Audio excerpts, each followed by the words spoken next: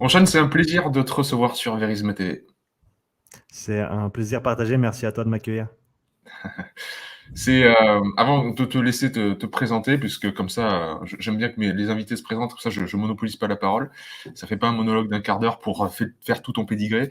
Je tiens simplement à dire que ceux qui ne te connaissent pas, il faut qu'ils mettent pause maintenant sur la vidéo et qu'ils aillent voir la chaîne qui défile en dessous, là, en bandeau, qui s'appelle Upside Strength, parce que ça fait partie des chaînes YouTube où j'ai du mal à comprendre pourquoi elles sont pas plus reconnues et connues, en fait. Tiens.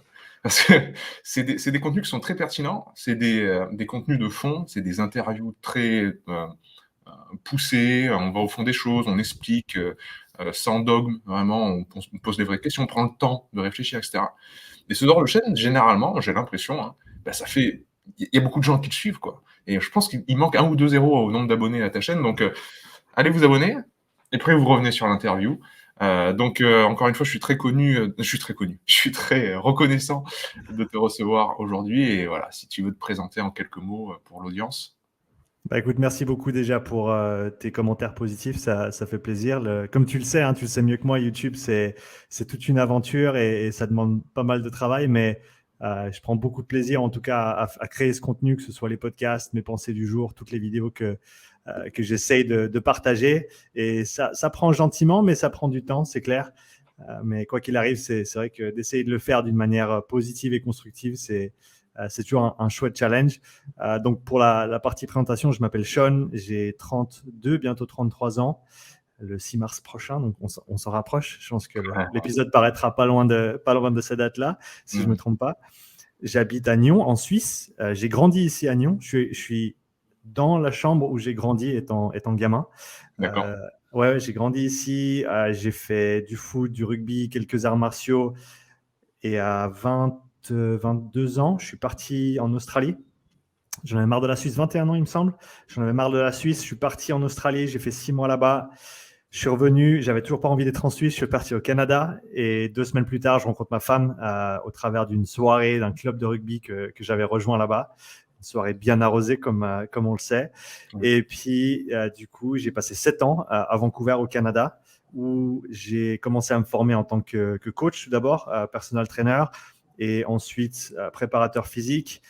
Ensuite, on est revenu en Suisse il y a presque 2 ans exactement. C'était le 28 février 2019. On est Ok. revenu en Suisse. On a repris l'appartement de ma maman ici à Nyon, donc mon appartement maintenant. Et puis, depuis ce moment-là, donc, je fais du coaching privé, principalement à domicile. Je travaille aussi à la salle qui s'appelle Basics Overall Fitness and Martial Arts à Vic, qui D'accord. est tenue d'une main de maître par David Rivera, un bon ami et un collègue à moi que je respecte énormément. Et j'ai aussi un podcast, comme tu l'as mentionné, que j'ai commencé il y a 2 ans maintenant, plus de 200 épisodes à mon actif, en français et en anglais, parce que tout le monde ne parle pas français, tout le monde ne parle pas anglais.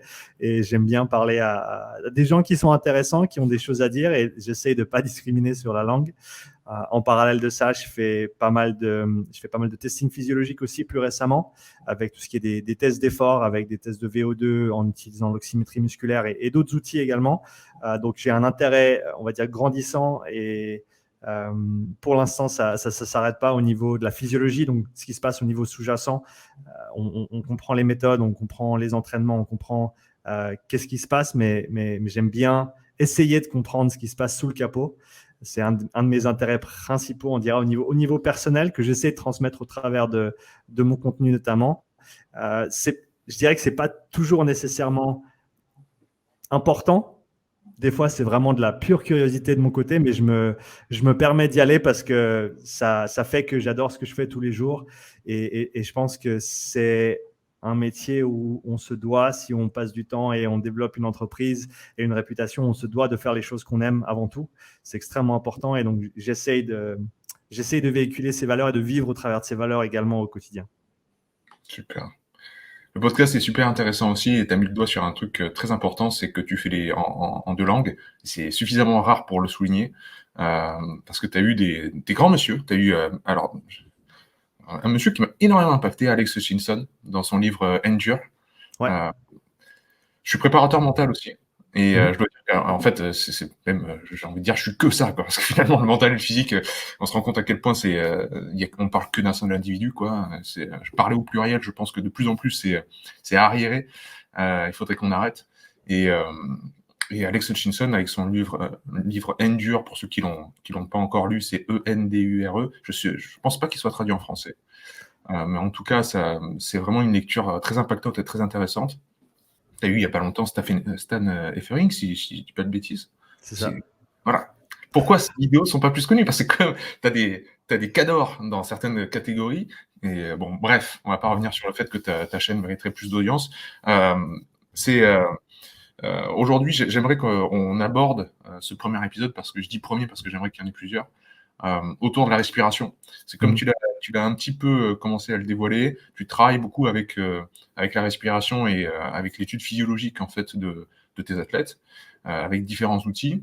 Et tu vois, si on prend ce premier thème qui est la place de la respiration à haut niveau, est-ce que tu vas me faire un état des lieux déjà de ce que tu fais toi, mais j'ai l'impression que beaucoup de choses ont changé depuis, notamment que des messieurs comme Chris Hinshaw dans le CrossFit sont arrivés, que Patrick McKeown de Oxygen Advantage a énormément été démocratisé aussi, on en a beaucoup parlé, que Wim Hof aussi a sorti la respiration du monde du yoga pour faire un petit mix entre biohacking, performance, etc. Et ça a touché le monde sportif aussi.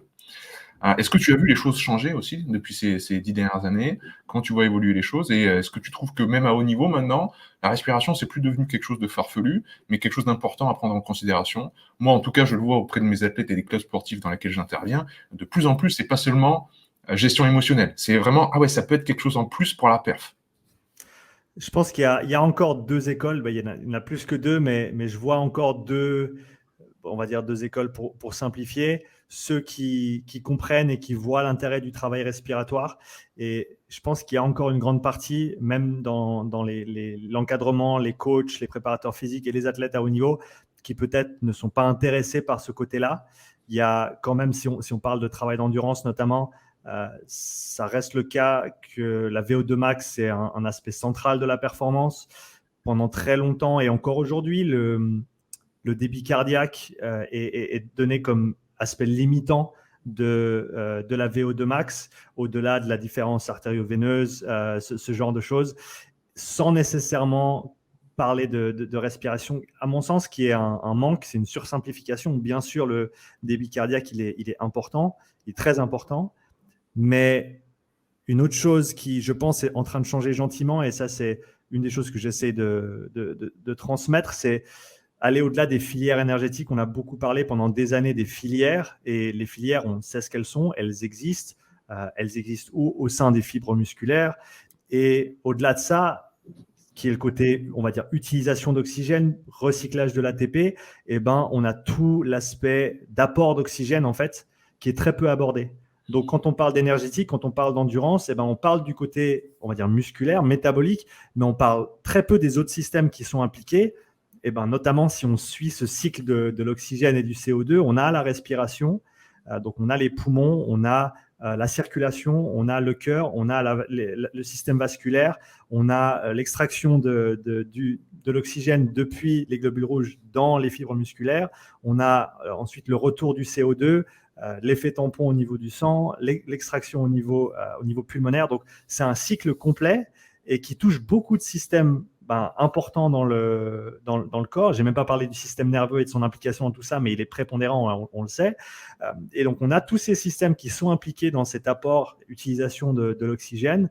Et donc, c'est pour ça qu'à mon avis, cette conversation, elle doit évoluer. On doit aller au-delà de dire je travaille telle ou telle filière, parce qu'on ne fait pas que ça. En fait, déjà, on sait qu'elles travaillent toutes ensemble. C'est un petit peu tout mélangé. C'est plus compliqué que 10 secondes de ça, 1 minute de ça, et ensuite le reste de l'autre. Mais voilà, au-delà de ça, on a cet apport d'oxygène, et au centre de tout ça, en tout cas, c'est le point de départ et le point d'arrivée, on a la respiration. Et si on prend en compte, à mon avis, une valeur qui est assez, qui représente bien l'importance du système respiratoire dans la performance, c'est que, et on trouve différents chiffres selon la littérature qu'on lit, mais à VO2 max, à intensité quasi maximale, on a un système respiratoire qui va consommer entre 8 et 12% de l'oxygène ou 8 à 12 millilitres par kilo par minute. Certains parlent même de 15% du flux sanguin qui est utilisé par le système respiratoire. Donc, on parle diaphragme, on parle intercostaux, interne, externe, on parle bien sûr de la sangle abdominale qui a un rôle prépondérant au niveau de l'expiration et d'autres muscles accessoires. Cette musculature-là, elle utilise, disons pour simplifier et pour être sur le côté conservateur, 10% de notre énergie à haute intensité. Et donc, un diaphragme, c'est un muscle. Les intercostaux, ce sont des muscles. C'est des contractions, comme tous les autres muscles. Ils ont une amplitude de mouvement et ils ont, comme tous les autres muscles, une capacité à être entraînés, à être améliorés dans ces différentes fonctions, que ce soit de force, que ce soit d'amplitude de mouvement, que ce soit d'endurance. Et donc, je pense que dans le haut niveau, il y a une conversation qui est gentiment en train de s'ouvrir, mais qui se doit, à mon avis, d'être un petit peu plus prépondérante. Qu'elle soit absolument nécessaire et bénéfique pour tous, je ne pense pas. Mais à mon avis, c'est important qu'on en parle et qu'on le mette en tout cas sur la table comme point de conversation pertinent et intéressant. Je pense qu'il y a assez d'études maintenant qui ont montré l'applicabilité des entraînements respiratoires et de leurs effets sur les performances. Bien sûr, après, on peut discuter des protocoles, des outils, des façons de tester. Il y a vraiment plein de choses de ce côté-là. On est encore un petit peu j'allais dire l'âge de pierre, c'est pas le bon terme à mon avis, et je veux pas être aussi péjoratif que ça, mais si tu regardes le monde des tests d'effort et toutes les manières qu'il y a de faire des tests d'effort en endurance notamment, avec des mesures de lactatémie, des mesures de ventilation et d'autres, il y a très peu de consensus dans le sens où il y a plein de manières différentes de le faire et il n'y a pas vraiment un consensus global qui dit que voilà, ça c'est la bonne manière ou ça c'est mieux pour tel athlète, pour telle situation. Je pense qu'on en est au même point avec l'aspect respiratoire où c'est encore un petit peu flou en termes de comment l'appliquer correctement, pour qui et pourquoi. Mais ça demande à être exploré quoi qu'il arrive. Ouais, t'as mis le doigt sur plusieurs sujets là qui sont passionnants, notamment le fait que finalement ces 10% là, c'est quand même assez énorme. C'est-à-dire que si on s'assoit dessus et qu'on ne regarde pas, c'est quand même un manque à gagner qui est assez colossal, surtout quand on est en une recherche de performance. Ouais.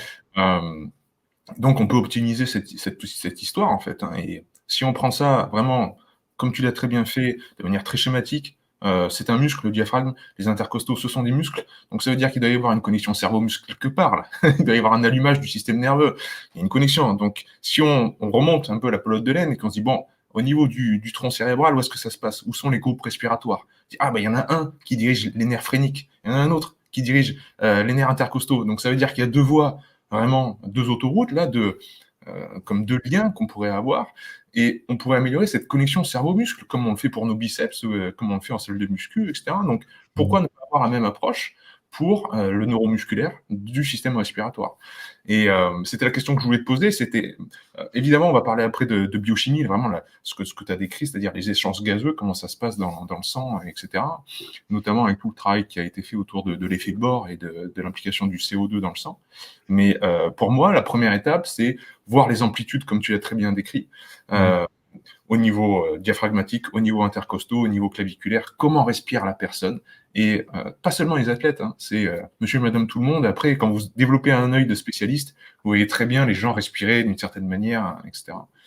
Toi, est-ce que tu as je pense que ça va être au cas par cas parce que tu es un bon coach, donc tu vas me dire que ça dépend, mais est-ce que tu as un petit peu un protocole à donner où, genre, quand tu rencontres une personne pour la première fois, que ce soit un athlète ou pas, tu passes d'abord par le neuromusculaire pour voir si c'est bien en contrôle, tout ça, si tu lui demandes de respirer par ici ou par là, ça bouge ou ça bouge pas, ou est-ce que tu vas déjà voir comment ça se comporte en hypercapnée, en rétention à poumon vide, poumon plein, en test sous effort, etc. Est-ce que tu as déjà des protocoles comme ça? J'ai pas encore de protocole comme ça. Je pense qu'il y a encore pas mal de travail à faire de ce côté-là aussi, et moi le premier. Autant pour mieux comprendre la chose, mieux la mettre en application. C'est à l'heure actuelle, je dirais que c'est un domaine, l'entraînement respiratoire et la respiration, que je comprends bien, voire très bien, mais je dirais que je manque encore d'application. Donc, autant moi-même, autant avec mes athlètes, j'ai plusieurs personnes avec qui je travaille qui le mettent en application. On voit des retours qui sont extrêmement intéressants, mais je dirais que mon N n'est pas assez grand à l'heure actuelle pour me prononcer. Je pense que, et ça, récemment, j'ai pu avoir Stefan Johnson sur le podcast qui ouvre très prochainement la Breathing Academy à Annecy, si je ne me trompe pas, ou qui l'a déjà ouverte et qui offre des formations sur plein d'aspects de la respiration.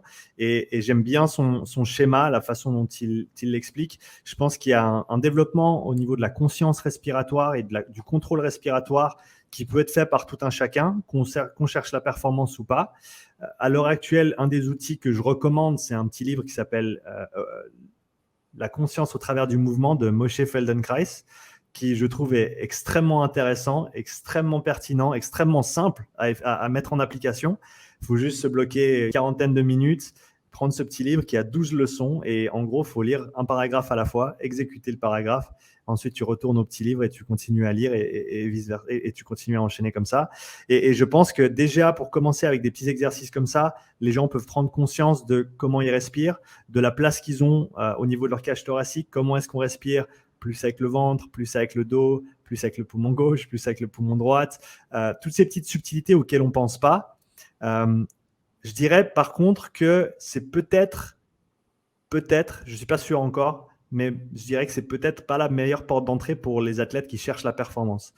Je pense que peut-être, et j'ai peut-être tort là-dessus, je serais content d'avoir tort, mais à mon avis, ça va paraître trop simple pour certains au départ. Et donc, c'est possible qu'on puisse les faire rentrer et leur amener cet aspect respiratoire, peut-être avec des outils qu'ils peuvent commencer à utiliser, au travers desquels ils vont pouvoir sentir une évolution et un développement. Et ensuite, donc, qui serait pour moi l'étape 2.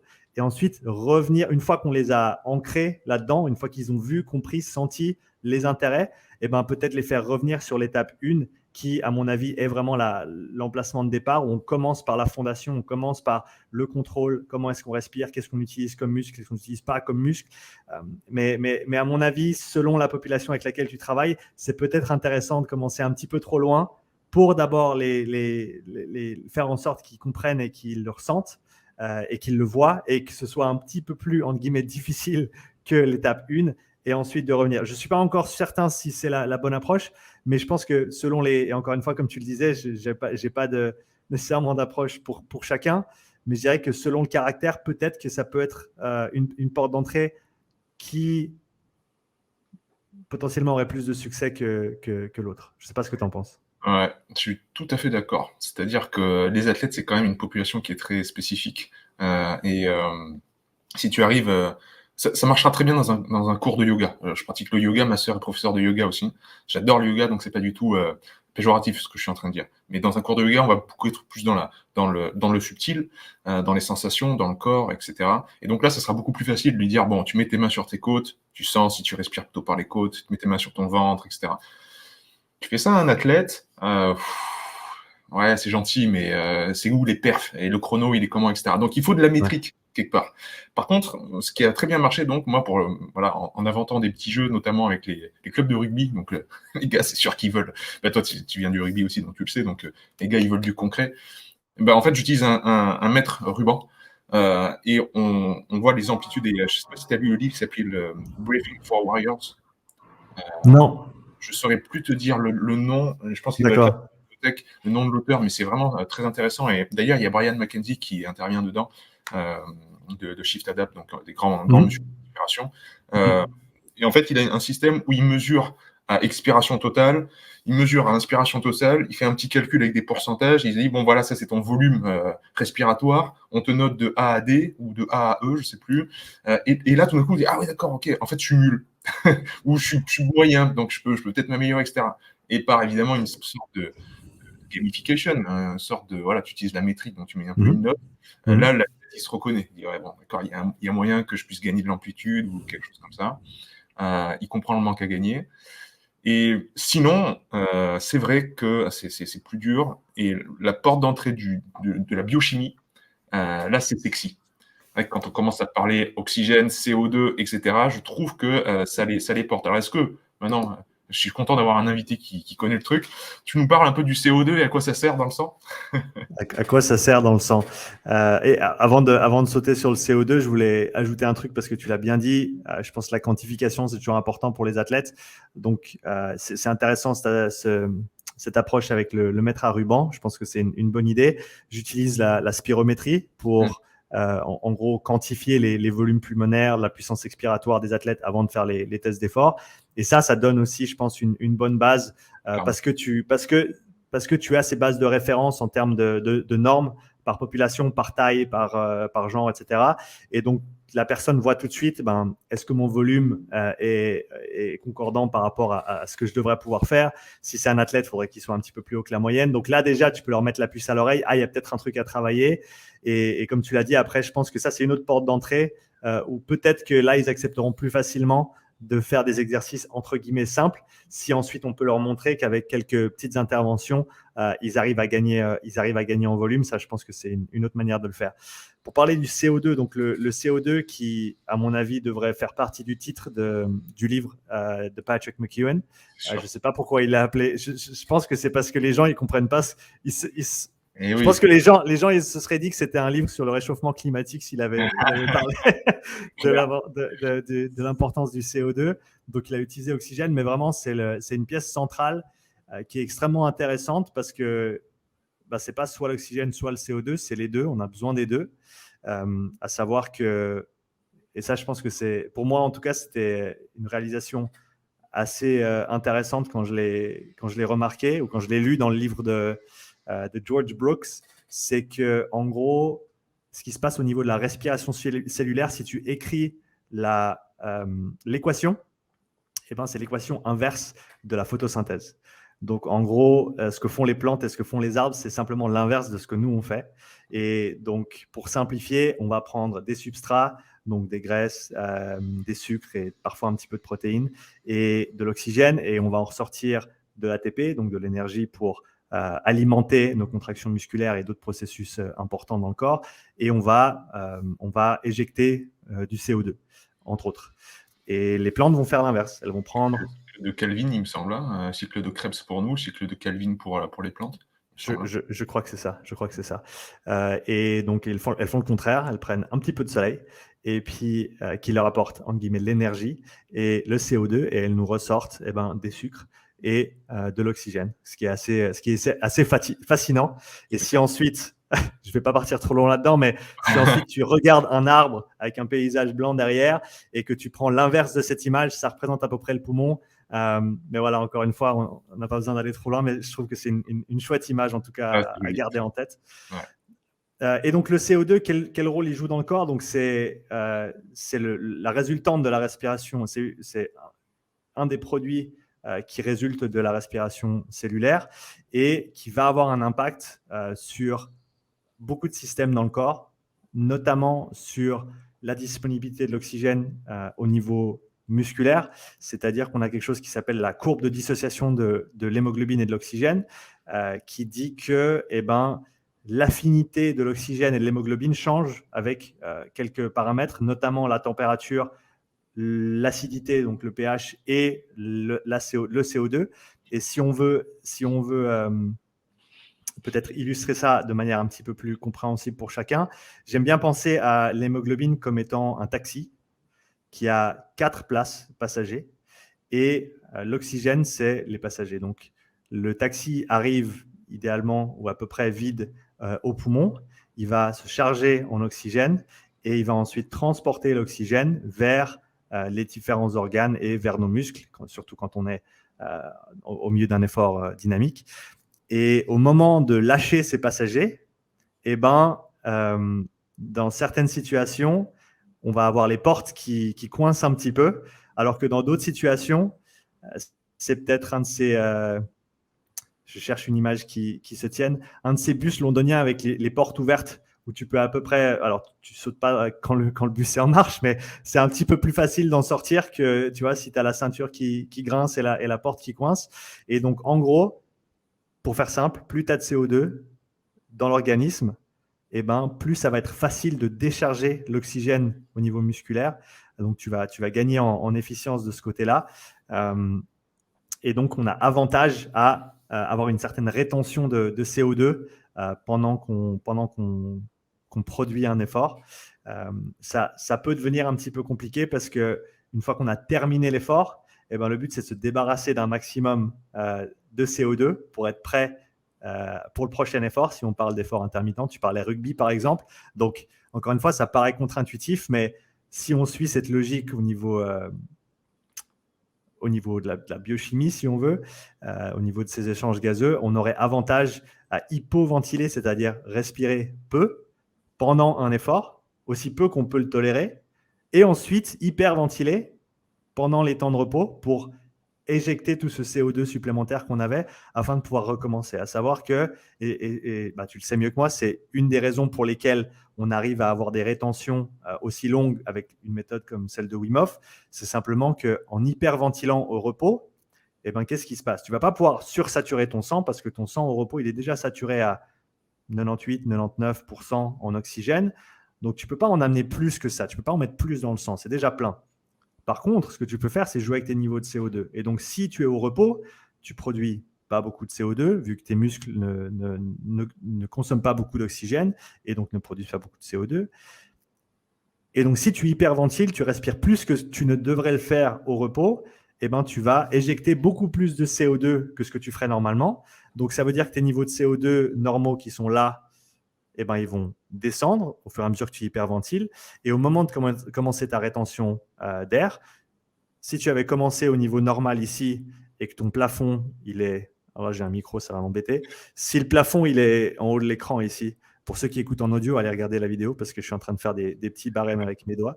Donc, si on commence en bas ici après une hyperventilation, on aura plus de temps dans la rétention avant qu'on atteigne ce plafond, ce seuil de tolérance de CO2 qui va nous forcer à prendre notre prochaine respiration. Ça, c'est une chose qui est intéressante et qui est contre-intuitive. Ce n'est pas le manque d'oxygène qui nous, en tout cas pas dans un premier temps, ce n'est pas le manque d'oxygène qui nous force à respirer. Plus, c'est l'accumulation du CO2. On a des chimiorécepteurs dans notre… en français, c'est comment le carotid body, le corps c'est au niveau du cœur et au niveau du cerveau également. La carotide, au niveau de la carotide, voilà, merci. La carotide et au niveau… La carotide, c'est de l'aorte. Et après, au niveau du bulbe rachidien, les chimiorécepteurs à CO2 sont que là. Ouais. Exactement. Et donc, on a ces petits senseurs qui vont percevoir les niveaux de CO2 qui sont dans l'organisme et qui vont alerter le centre respiratoire et dire respire plus, il faut qu'on se débarrasse de ce CO2. À savoir que si tu as beaucoup trop de CO2, ça peut être dangereux pour l'organisme, mais je dirais presque qu'il y a plus de désavantages à avoir trop peu de CO2. Donc, si tu hyperventiles de manière chronique, ça ne va pas être bon pour toi. J'ai parlé de l'extraction de l'oxygène, donc on va dire de l'affinité de l'oxygène et de l'hémoglobine en prenant en compte cet aspect de CO2. Il y a d'autres aspects qui sont importants. Plus tu as de CO2 dans le système, plus tu vas avoir un effet vasodilatateur. Et donc, l'ouverture, on va dire, des tuyaux pour laisser passer plus de sang et donc plus d'oxygène, paramètre qui est extrêmement important. Je sais qu'il y a aussi des effets positifs sur le cœur, sur le cerveau également. Donc, on a plein d'avantages à, on va dire, pouvoir apprendre à tolérer un petit peu plus de CO2 que ce qu'on fait d'habitude pour pouvoir en gros manipuler notre état interne et par ce biais-là, optimiser, on va dire, la façon dont il fonctionne. Super. C'était clair, net et précis. Merci pour l'image du taxi. Moi, je prends toujours l'image d'un bus. Donc, tu vois, tu es tombé sur le bus londonien. On n'était pas loin. C'est ça. Non, mais c'est tellement ça. Les points vraiment clairs à retenir, c'est ça. C'est-à-dire qu'on n'a pas de chimiorécepteur à oxygène, sauf pour l'oxygène qui est circulant dans le plasma. C'est-à-dire que l'autre, il est bloqué sur les bus, comme tu l'as dit, des globules rouges et de l'hémoglobine, et il n'y a pas de récepteur pour dire il y en a tant, etc. Donc, le premier signal qui va vous donner envie de respirer, comme tu l'as très bien dit, en fait, c'est la quantité de CO2, quoi. Et que si on hyperventile comme dans la méthode Wim Hof, on décale. Et les apnéistes connaissent très bien ça. C'est pour ça qu'ils évitent de faire la technique de la carpe, ou ils évitent de faire des hyperventilations avant de plonger, parce que ça peut être dangereux. Parce qu'on enlève une lumière rouge, on enlève la première alarme. Donc, ça veut dire que la première alarme qui va arriver, elle va arriver tardivement, et ça peut être au détriment surtout si on est 20 mètres sous l'eau, ça peut être au détriment de sa santé. Donc, tout ça, c'est à mettre en rapport. Et tu as dit un terme très important, c'est le terme de vasodilatateur, et ça va me permettre d'enchaîner sur la prochaine molécule. C'est ce qu'on voit dans la méthode Wim Hof, c'est que à force d'expulser le CO2, on a le syndrome T-Rex, on a les mains qui se recroquevillent comme ça, c'est-à-dire qu'il y a tellement une constriction des microcapillaires parce qu'il n'y a plus de CO2 qui joue son rôle de dilatation, que les tuyaux se resserrent et qu'on finit comme ça, surtout au bout du 4e cycle. Et il y a un autre gaz qui est fabuleux pour la vasodilatation, c'est l'oxyde nitrique. Et là, vaste débat. Vaste débat surtout dans le monde sportif, c'est est-ce que je dois respirer par le nez? Oui. Quand? Est-ce que c'est tout le temps? Qui est-ce qu'on doit écouter? Alors, moi, c'est vrai que j'ai une approche qui est beaucoup plus proche de celle de Brian McKenzie, tu vas me donner la tienne après, qui joue avec vitesse, c'est-à-dire vitesse 1, c'est nasal seulement, vitesse 5, c'est bouche seulement, et entre les deux, tu as les vitesses 3, vitesse 4 qui sont dans les seuils lactiques qu'on définit habituellement, ce genre de choses où on respire par le nez, par la bouche, superventilation par le nez, expiration par la bouche non forcée, et il joue avec des vitesses comme ça. Et, ce que tu avais dit tout à l'heure, c'était très intéressant, c'est-à-dire que normalement dans l'effort, on devrait respirer le plus calmement possible, ce qui est supportable, et après l'effort, pouvoir expulser le trop plein de CO2 pour pouvoir recommencer l'effort derrière. Et ça en fait, ça nous donne des indices sur comment s'entraîner, entraîner sa machinerie finalement à ce qu'elle soit optimisée possible pour le jour du match, ne pas y avoir à y penser finalement. C'est comme un apprentissage moteur du coup droit et du service au tennis. Tous les jours, tu t'entraînes pour que le jour du match, tu n'aies plus y penser, tu le fasses automatiquement. C'est un peu ça, quoi. On ne veut pas changer du jour au lendemain la technique de respiration d'un joueur pour le perturber. Après, il va plus savoir respirer. Comme on ne peut pas changer sa foulée pour la course à pied, on va y aller petit à petit, surtout placer ça dans les entraînements. Donc, là où je voulais en venir, c'était la respiration nasale. Comment tu te situes par rapport à ça? Comment tu as mis en place par rapport à ça auprès de tes athlètes je sais pas moi, des exercices? Comment ils prennent ça? Est-ce que ça leur semble farfelu? Je sais pas. Ça dépend. Je pense que je suis d'accord avec Brian sur le fait que à basse intensité, tu dois pouvoir respirer par le nez sans effort supplémentaire. Donc ça, à mon avis, ça se tient. Je pense que c'est une bonne manière d'autoréguler sa basse intensité. Si on sent qu'on n'arrive plus à respirer par le nez de manière assez aisée, on est certainement un petit peu trop haut dans notre intensité, surtout si on essaie d'être soit en zone 2 pour ceux qui parlent en modèle à 5 à 7 zones, en zone 1 ceux qui parlent en modèle polarisé. Donc voilà, quand on est en basse intensité, on doit pouvoir respirer par le nez de manière extrêmement aisée. Là où, à mon avis, ça se complique quand on monte en intensité, l'oxyde nitrique, qui est, à mon avis, une molécule, comme tu as dit, très importante, très intéressante, que je dois encore investiguer. La respiration nasale et tous les bénéfices qui lui sont attribués, avec notamment l'oxyde nitrique, ça, c'est quelque chose que j'aimerais bien tester avec mon VO2 Master.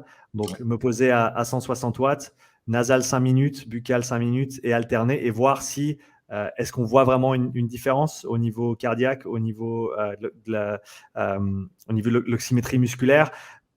Et si c'est pas perceptible à ce niveau-là, j'irais presque jusqu'à dire que c'est peut-être pas aussi important que ce qu'on veut le dire, mais j'ai pas pu encore l'investiguer, donc c'est quelque chose que je dois creuser un petit peu plus et mieux comprendre. Au-delà de ça, la respiration nasale, je pense que déjà ça dépend de ton nez. Moi, je sais que si j'essaie de respirer fort, et ben comme tu le vois sur la vidéo, ça s'écrase et donc je vais pas pouvoir. Ce qui est normal, hein, et la même chose se passe avec les conduites d'air au niveau du cou. Il y a deux effets, et tu sauras les nommer certainement mieux que moi, qui font que quand tu as beaucoup d'air qui passe, en gros, tu vas avoir une baisse de pression dans le tuyau qui va faire que les murs du tuyau vont vouloir se resserrer un petit peu. Il y a deux effets physiques, je ne me rappelle plus de leur nom. Et j'essaierai de m'en rappeler pour la prochaine fois. Quoi qu'il arrive, dès le moment où tu vas commencer à devoir bouger beaucoup d'air, parce qu'à un moment donné, de l'air, il faut en bouger, de l'oxygène, il faut en rentrer, du CO2, il faut en sortir, eh ben, tu vas être grandement désavantagé si tu essaies de le faire par le nez, qui, à ce moment-là, devient comme une paille sur laquelle tu essayes de… Voilà, les pompiers, ils n'utilisent pas une paille quand ils veulent un gros débit. Il y a une bonne raison pour ça. Ils vont utiliser un gros tuyau qui va pouvoir faire passer un flux considérable dans leur cas de liquide, dans notre cas de gaz. Et donc, je pense que dès le moment où tu commences à monter en intensité, te forcer à respirer par le nez, si tu y arrives parce que ton nez il reste bien ouvert et que tu arrives à ventiler fort et dur par le nez, tu peux le faire. Maintenant, j'ai même des doutes quant à l'efficience d'un tel mouvement à plus haute intensité. Parce qu'au final, est-ce que tu ne serais pas en train de travailler un petit peu plus dur pour pas grand-chose? Encore une Mm. fois, hein, le pas grand-chose, je m'avance et je ne suis pas certain. Je suis 50-50 dessus parce que je n'ai pas encore pu le tester. Mais à mon avis, dès le moment où en gros, tu dépasses ton premier seuil, se forcer à respirer par le nez, tu vas être désavantagé sur plusieurs plans. Et je ne pense pas que l'avantage potentiel de l'oxyde nitrique soit assez pour aller à l'encontre de cette baisse d'efficience et simplement du fait que voilà, de l'air, il faut en bouger et il n'y a pas nécessairement assez de place. Après, si tu as la chance d'avoir un nez qui est bien large, avec des conduits qui sont bien établis, qui ne se referment pas quand tu respires rapidement, eh ben, félicitations à toi et tu as de la chance. Respire par le nez si ça te fait plaisir. Mais voilà, je dirais qu'à basse intensité, absolument. Au repos, absolument.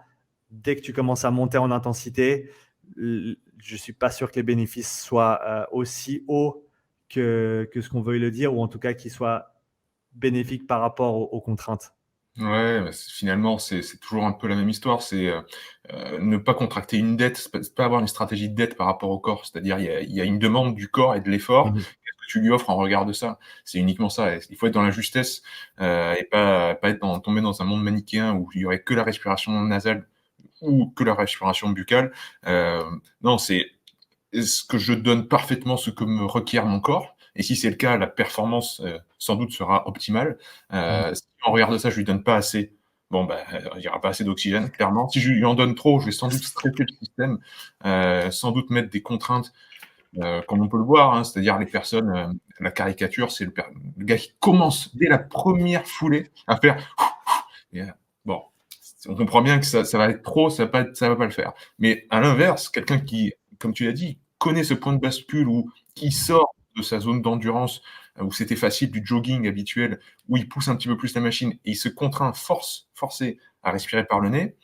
Si c'est le jour de la compète, bah, c'est pas bon. C'est clairement, il va se brider. Si c'est le jour de l'entraînement qui veut vraiment faire un travail spécifique sur le renforcement de la respiration, l'amélioration du système, pourquoi pas? Ça va être un travail sous contrainte. Donc les performances seront sans doute un peu moins bonnes. Par contre, on va vraiment travailler sur aller chercher une zone rouge sous contrainte par le nez. Ça peut être intéressant aussi. Donc ça dépend, on va dire. Ça dépend du contexte, ça dépend de tout. Du ressenti aussi. Moi, ce que j'ai pu voir, en tout cas, pour avoir bossé depuis quelques années avec, c'est évidemment, il faut faire le point de bascule quand il faut. Quand c'est le sprint, quand c'est les derniers instants, quand c'est la grosse barre, quand, etc. La respiration par la bouche trouve sa place. Par contre, au niveau mental, beaucoup de choses changent. Quand on se force à respirer par le nez versus quand on respire par la bouche. La narration interne, j'ai pu voir que ça a évolué. Alors, j'avais l'impression que c'était comme au début, mais après, c'est avec les gens que j'accompagne quand même, j'ai des retours qui sont similaires. Il semblerait qu'il y ait quand même une certaine forme de mise sous stress quand on ouvre la bouche. Alors, à étudier. C'est sûr que ça, c'est le grand côté de Brian McKenzie. Hein, il adore aller voir là-dedans. Ouais, à creuser, pareillement, pour moi. En tout cas, c'est très intéressant. Quels outils tu utilises, toi, sur le terrain? Je te vois souvent avec des outils, comme on pourrait dire, de nouvelles technologies. D'ailleurs, je pense que Brian McKenzie, il a écrit avec Andy Galpin un bouquin qui s'appelle Unwire, où il parle justement de l'effet que peuvent avoir certaines nouvelles technologies comme addictifs ou bien un peu comme des diversions de l'écoute de son propre ressenti. Quel regard tu as, toi, par rapport à ces nouvelles technologies-là, ces mesures, cette métrique qu'on peut avoir? J'adore ces outils parce que ça te permet de quantifier et de voir ce qui se passe en interne. Je pense que c'est des outils avant tout éducationnels. Je pense que c'est des outils de feedback qui sont extrêmement intéressants. Mais je pense que, comme tu l'as bien dit, on se met le doigt dans l'œil si on pense qu'on va pouvoir travailler qu'avec ça. Et j'irais même jusqu'à dire qu'on devrait tendre à ne plus en avoir besoin. Cela étant dit, je pense que pour quantifier certains paramètres physiologiques, que ce soit pour établir des intensités d'entraînement, pour déterminer des profils d'athlètes, leurs besoins, leur progrès au cours du temps, je pense que ces outils, ils ont leur pertinence à ce moment-là. Encore une fois, pour des athlètes qui ont un manque de ressenti, un manque de regard sur eux-mêmes, d'avoir ces valeurs devant eux, ça peut les forcer à améliorer leur perception, justement. Et donc, moi, je les vois dans ce cadre-là, les outils. Très, très bien pour quantifier certaines choses qui permettent de mieux organiser l'entraînement, de quantifier les progrès, de déterminer si un programme d'entraînement a eu les effets escomptés ou pas. Mais je ne pense pas qu'il faille en dépendre. Ça, je pense que c'est un gros problème. Et donc, autant j'adore les utiliser, autant j'essaie de faire en sorte qu'à terme, on ne doive plus les utiliser, en tout cas pas pendant l'entraînement, parce que, et comme Alex le dit bien dans son livre, la perception, c'est tout en fait. Et au final, si on peut travailler avec ça, si on se connaît bien, si on s'écoute, c'est ça aussi, c'est s'écouter. Et certains athlètes ont de la peine avec ça. On n'a pas nécessairement besoin d'avoir ce visuel en permanence sur les données directement. Est-ce que ça répond à ta question? Oui, clairement. Très clairement même. C'est une loi d'un mathématicien qui s'appelait Goodhart qui disait une métrique cesse d'être une bonne métrique, en tout cas une mesure cesse d'être une bonne mesure quand elle devient un objectif. C'est-à-dire bien faire la différence entre les deux. Si c'est ton but de battre les chiffres, tu vas avoir une diversion de l'esprit par rapport à ça, et justement cette extéroception, l'attention portée sur l'extérieur, au détriment de l'interoception, des informations afférentes qui remontent au cerveau. Malheureusement, ça va être négatif, ça va être délétère pour ta performance. Il faut toujours avoir le meilleur des deux mondes, je pense, et bien toujours prendre un pas de côté par rapport à sa propre narration interne et sa relation avec ces outils-là. Je pense que c'est le plus intéressant, et je pense que ce que tu mets en place, c'est ça, c'est parfait. Tu ne dépends pas des outils, tu t'en sers comme d'une donnée pour mieux performer, pour mieux évaluer aussi. Et finalement, c'est comme ça qu'il faut les utiliser. Enfin, je crois, je pense. Ouais, je suis d'accord. Et après, il y a d'autres cas, tu vois, par exemple, juste avant, j'ai fait quelques Wingate sur mon bike erg, et d'avoir les yeux sur les watts et de voir si je bats mes watts de la semaine d'avant, alors c'est bien si je perçois que j'ai fait du 10 sur 10, mais au final, sur une métrique comme ça, on veut voir que les watts ils montent chaque semaine. Et donc, de ce côté-là, on ne voudra pas s'en débarrasser. Mais j'aime bien revenir aux 3 P de Steven Seiler qui parle de performance, physiology and perception. Donc, la performance, la physiologie et la perception. Tu as ces 3 et chaque aspect t'apporte quelque chose de valable et d'important. Donc, les watts que tu vois sur ton vélo, c'est important. Ta fréquence cardiaque ou ta charge interne avec un DFA, par exemple, ou une oxymétrie musculaire dans certains cas, c'est des paramètres qui peuvent être intéressants. Et ta perception, comme 3e point d'ancrage, c'est intéressant aussi. Donc, si, par exemple, tu prends ton HRV le matin et que tu vois que c'est jaune et que tu avais une grosse séance de planifié et tu dis « Ah non, c'est jaune, je ne peux pas faire », et là, tu as perdu le fil. Ce n'est pas comme ça que ça fonctionne. Tu regardes ton HRV, c'est ta physiologie, c'est comment se sent ton système le matin. Mais après, tu te poses sur le vélo, tu commences à faire ton échauffement, tu regardes tes watts, est-ce que tes watts sont à peu près concordants avec ce que tu fais d'habitude, et tu regardes ta perception aussi. Si les 3 sont pas bons, là, peut-être que tu peux commencer à te poser des questions. Et encore, ça dépend le contexte, ça dépend l'objectif de la séance, ça dépend le moment de l'année, ça dépend le moment dans la semaine, etc., etc., etc. Mais il faut vraiment pas se limiter uniquement aux outils de mesure, de loin pas. Mais à certains moments, ils ont leur place. Il faut savoir quand les utiliser. C'est des outils comme tous les autres, c'est-à-dire qu'ils ont un rôle. Faut pas faire le nourrisson à qui tu donnes un marteau et tout devient un clou. Je pense que c'est pas la bonne manière d'opérer. Il faut vraiment savoir quand et pourquoi. Ouais. C'est d'ailleurs Alex Hutchinson commence son livre, enfin dans les premières pages, il me semble qu'il parle de l'effet Bannister et de Bannister qui avait battu les records, etc. Et je pense justement que cette métrique peut créer des croyances limitantes pour nous. Donc c'est exactement ce que tu viens de dire. Il faut surtout pas que ça nous bride. Au contraire, que ça nous aide à mieux nous analyser. Et l'histoire qu'on se raconte, ça peut tellement déverrouiller des choses ancrées en nous, et même impacter tout de suite, de façon immédiate, la biochimie interne, que le rythme cardiaque va varier aussi. Si vous chopez une mauvaise nouvelle comme ça, quelqu'un qui rentre dans la pièce, qui vous dit un truc, vous voyez que votre HRV va tomber dans les chaussettes. Donc voilà, c'est sûr qu'il y a beaucoup de choses qui sont multifactorielles, dont les ressentis, dont la performance. Pour changer un petit peu et revenir sur le travail respiratoire, tu œuvres, dans le monde du rugby, mais les vidéos que je vois beaucoup de toi aussi tournent autour de la construction de l'endurance. Heu, Quels conseils tu aurais à donner, pour un athlète, pour, un athlète d'endurance, de rugby, et de musculation, tu vois? On va prendre 3 grands cas comme ça, qui sont un peu différents. Donc, endurance, moi j'ai des coureurs à pied, tu vois, qui sont sur le 10 000, d'autres qui sont sur le 800, mais on peut dire endurance, terme général. Hem, Sport de groupe, rugby, foot, voilà, ou un gars qui va à la muscu. Quel conseil tu pourrais, comment inclure le travail respiratoire? Comment inclure la respiration, pour chacun des 3? Donc, comme on l'a dit au début, il y a l'aspect mécanique de la Mmh. respiration. Donc, comment tu respires, avec quelle partie du corps? Est-ce que tu utilises ton diaphragme? Est-ce que tu sais utiliser ton diaphragme? Est-ce que tu sais contracter tes abdominaux, tes intercostaux sur une expiration puissante et forte? Il y a ce côté-là, il y a le côté biochimique qu'on a noté avant. Tu Après, passes si par on parle terrain, où tu vas le faire, tu sais, le test de Bolt, où tu comptes les nombres de pas ou de secondes, en rétention à poumon vide, ce genre de choses? actuellement, ce n'est pas des tests que j'utilise, simplement parce que je n'ai pas pu encore assez creuser le sujet pour vraiment déterminer comment les mettre en place. Après, si on parle de renforcement respiratoire, je pense que une fois que le travail de conscience respiratoire et de contrôle respiratoire au niveau mécanique et biochimique est développé, ou alors avant, selon la personnalité avec laquelle tu travailles, à mon sens, et de ce que je comprends à l'heure actuelle, il y a deux, deux approches principales en termes de renforcement ou de travail respiratoire, euh, avec des outils externes, on va dire. Ça va être un travail de résistance, Mmh mh. c'est-à-dire un travail sur la pression qu'on arrive à générer autant sur l'inspiration que l'expiration.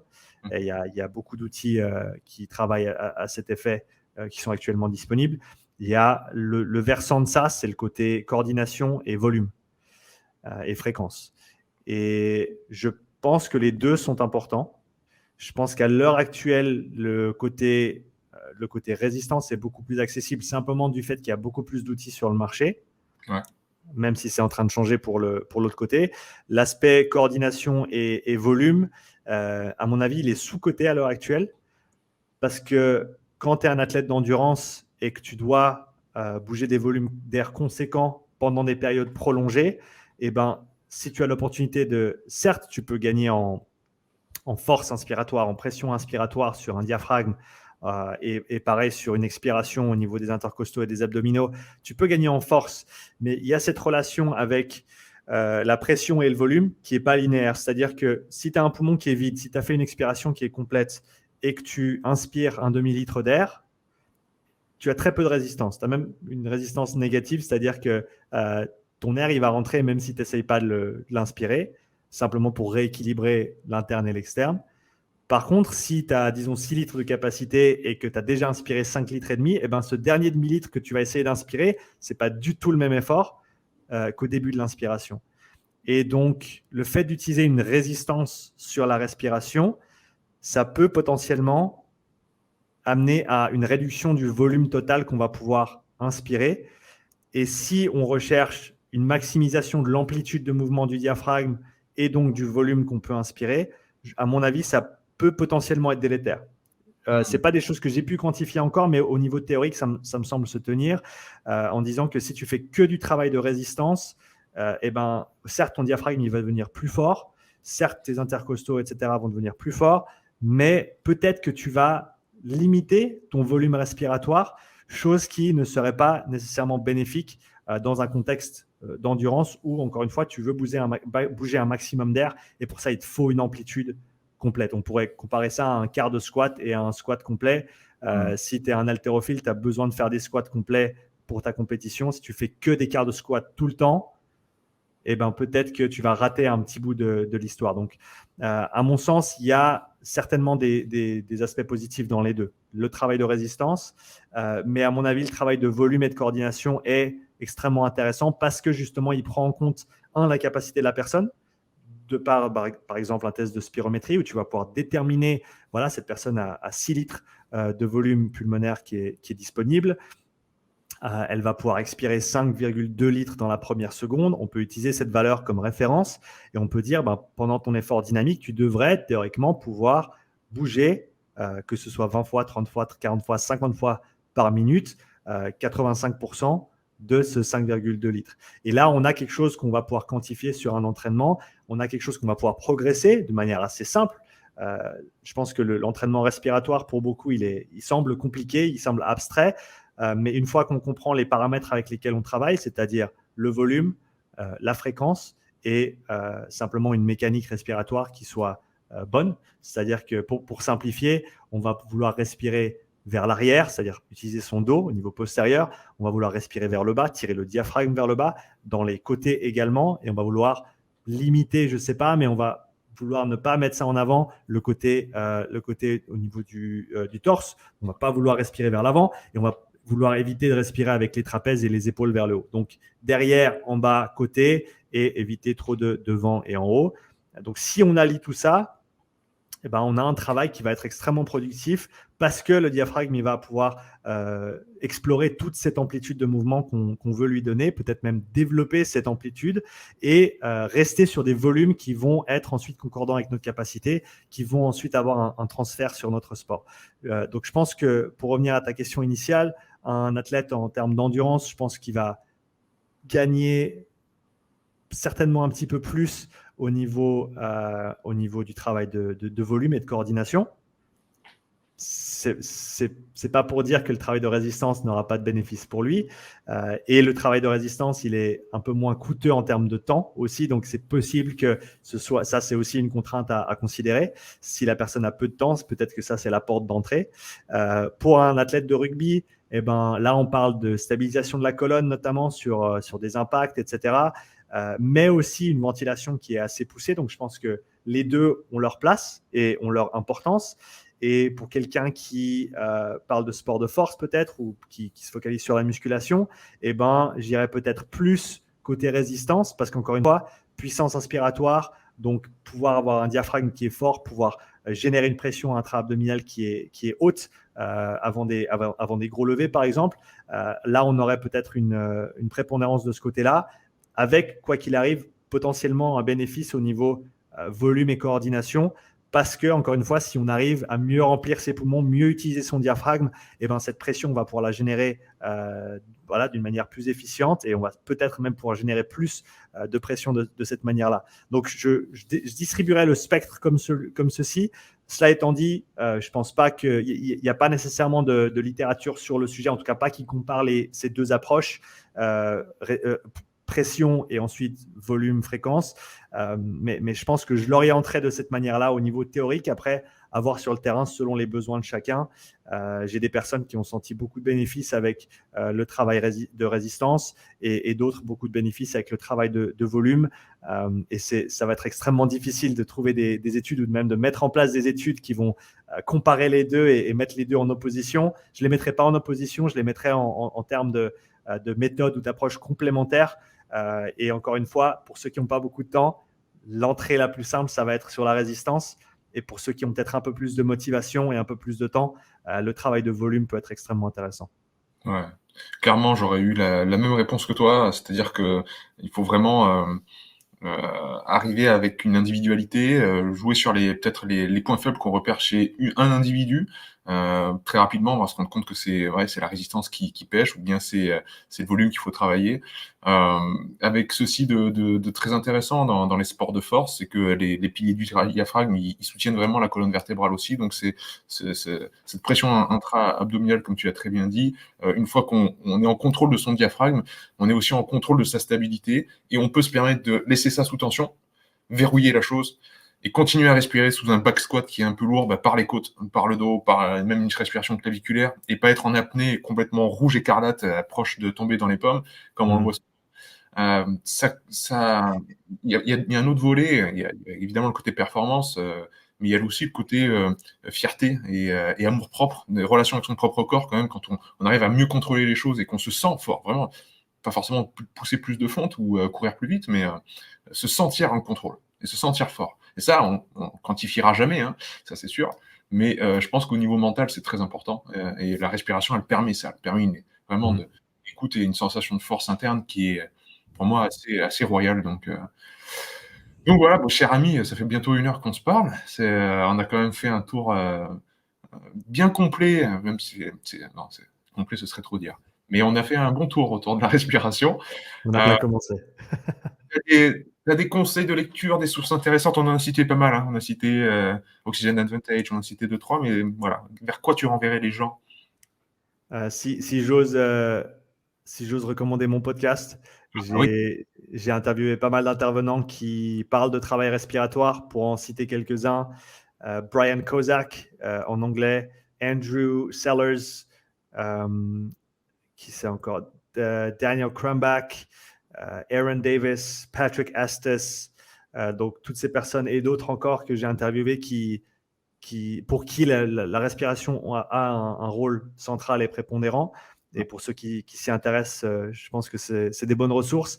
Les livres que j'ai lus, il y a Breath de James Nestor, il y a Oxygen Advantage, comme tu l'as mentionné, il y a Breathe Strong, Perform Better de Alison McCornell, je crois, non, qui, qui est un livre intéressant aussi, plus sur l'aspect d'entraînement au niveau résistance, qui met très très peu en avant le côté volume, qui dénigre presque un petit peu le côté volume et fréquence, qui est très intéressant du fait qu'elle est affiliée avec Power Breathe, qui est un outil de travail de résistance. Donc, c'est bien de reconnaître les biais là où ils sont. Pas, je ne le dis pas de manière péjorative, mais je pense que c'est important de comprendre d'où viennent les gens, et il semblerait qu'elle ait eu beaucoup de succès avec ça, donc c'est très très bien. Mais à mon avis, l'aspect volume et fréquence demande à être exploré. Je sais qu'il y a des livres en préparation sur le sujet, donc je sais qu'il y a des choses qui vont venir.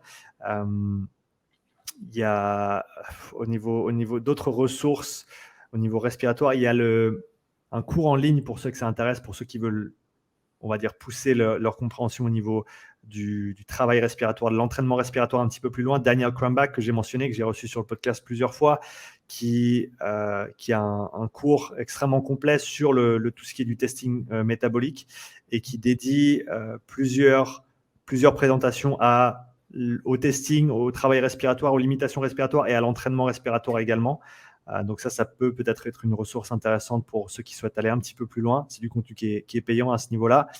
Et c'est tout ce qui me vient à l'esprit. Après, ma chaîne aussi, où j'essaye d'expliquer au fur et à mesure que je les comprends, ces différents concepts, pour que les gens puissent se les approprier et peut-être les mettre en application, ou en tout cas les explorer avec quelques idées de pourquoi ils le font.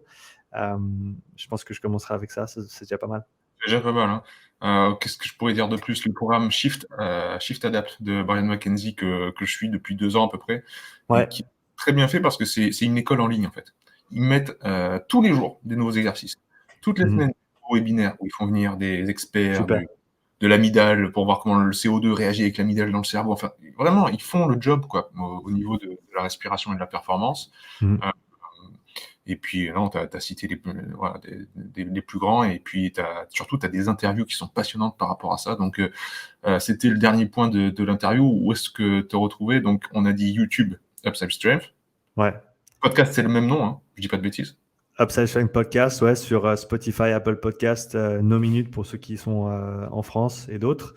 Et Instagram, Upside_Strength. Sur Twitter, c'est Sean Seal. C'est mon nom. Et Sous la vidéo. Il n'y aura pas de problème. exactement, super. Donc voilà, en tout cas, merci de m'avoir accueilli sur ta chaîne. C'est vraiment un plaisir d'avoir pu échanger avec toi sur, encore une fois, ces sujets qui sont absolument passionnants. Et je me réjouis de lire les commentaires et de venir répondre à toutes les questions que les auditeurs auraient potentiellement. J'espère que j'ai pu apporter quelque chose d'intéressant. Et puis, comme tu l'as dit, je me réjouis de la prochaine. Ouais, carrément. On se fera ça sans doute, hein, en termes sportifs, hein, à mon avis. Ça sent un plein nez, mais sortir peut-être de la respiration pour parler filière énergétique. Il y a une vidéo super de toi où tu décris les filières énergétiques, l'ancien système, l'ancienne façon de voir les choses, le nouveau, etc. Moi, j'ai adoré cette vidéo-là, elle est très bien faite. Merci. Ça remet en place aussi, ça fait écho à, merde, j'ai oublié son nom maintenant, Didier, bon bref, Rice. monsieur. Comment? Didier Rice. Ah oui, Didier. Voilà. J'allais dire une bêtise. Autour des lactates, etc. et le sempiternel l'acide lactique qui nous tourne autour depuis 40 ans, on ne sait pas pourquoi. Et voilà, donc les filières énergétiques, un concept très intéressant, mais c'est un concept, donc comme tous les concepts et tous les schémas, il faut les remettre en cause, parce que c'est toujours une vision partielle de la réalité. Donc très bonne vidéo, et puis oui, on va réfléchir à d'autres thèmes, ce sera top. Génial. Merci encore. C'est moi qui te remercie. À très vite. À bientôt. Bye.